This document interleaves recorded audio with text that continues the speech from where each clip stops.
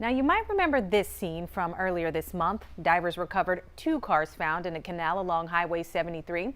Investigators later found 2 different remains in those cars. One of the bodies found belonged to Elton Harris, a man that police had been searching for since July. The divers behind the discovery are actually a part of the Port Arthur Fire Department. And the divers have made numerous underwater discoveries and even cracked a few cases, like the case of Harris. The group is formed by roughly 12 firefighters who double as divers. And 12 News reporter James Grant got an exclusive look at how they brave those odds underwater in order to get the job done. James, what you learn about them today? Letitia, these divers have uncovered everything from human bones to guns and even a sunken airboat. They call themselves underwater criminal investigators, solving mysteries one dive at a time. It's not for everyone. It's a lot of work, and people don't realize how much work goes involved in keeping up on your skills, keeping up with your equipment, and then after the dive operation, coming back and cleaning everything up. But for a group of Port Arthur firefighters, it's their passion. There's a lot of memorable dives that our team has made over the last 8 years, and man, it's really the guys on the team.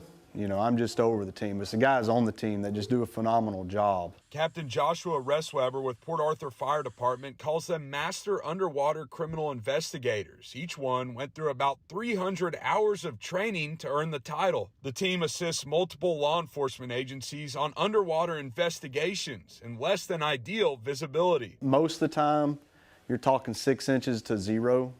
So all of our divers know how to dive in lights out or blackout condition to where they're doing everything by feel. But Ressweber says they still manage to get the job done. Jobs like gun recoveries 40 feet below the ship channel, sunken airboats on Taylor's Bayou, and as recently as a couple weeks ago, pulling a car with bones inside. The discovery could help crack a 14-year-old missing person case. It's a lot of work made harder by outdated equipment, but Ressweber says a brand new dive truck is in the works, which will allow them to store all their equipment on board and safely get suited up on the way to dives. It's going to have an airline that'll come from the truck to the water's edge, so you're not having to haul 40, 50, 60 pounds worth of scuba equipment back up to a dive vehicle to refill and to continue the dive operation.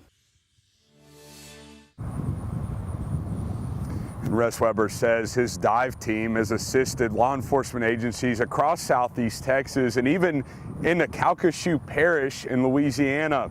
Live along the Neches River, James Grant, 12 News.